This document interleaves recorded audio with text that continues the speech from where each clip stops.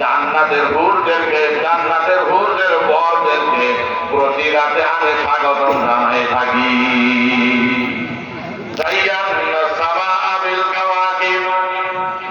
অসংখ্য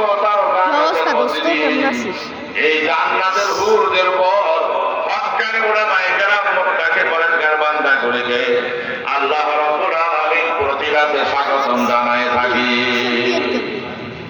দুনিয়ার মানুষ যারা রাত 12টা পর্যন্ত ঘরের বউ একা একা তার দোকানে টিভি দেখে, তার পাশে মোবাইলে বসে বসে একটা ছবি দেখে, তারা বলতে পারে হুজুর তাদেরকে জান্নাতের হুরদের বর বলতেছেন এশার নামাজের পরে কোয়েল তুলে নিয়ে ঘুমাই।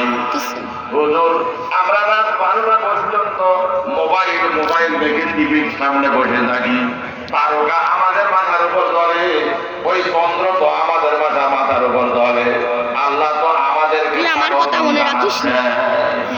আমি বলি না দুনিয়ার মধ্যে ঘরের বইয়ের পরে ওদের শোয়া কপালে ঢোকে নেই, পরকালে জান্নাতের ভিডিও শোয়া কপালে ঢুকবে না। যারা এশার নামাজের পরে বইয়ের করে ঘুমাইছিল এই সবার দুনিয়ার মধ্যে লক্ষ কোটি নিয়ামত ভোগ করতেছ, এরা দুনিয়ার মধ্যে বইয়ের করে ঘুমাইছে, জান্নাতের হুরদের করে তাদের শোয়া কপালে ঢুকবে, ওদের কপালে ঢুকবে না। লম্বা কথা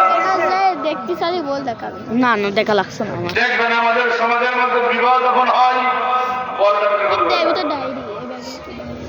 ছেলের বাপ একটু বড় করে, ছেলের বাপ যদি আরেকটু বড় করে 100, ছেলের বাপ আরেকটু বড় করে 1000,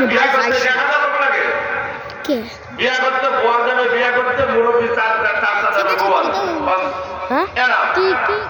এই যে 900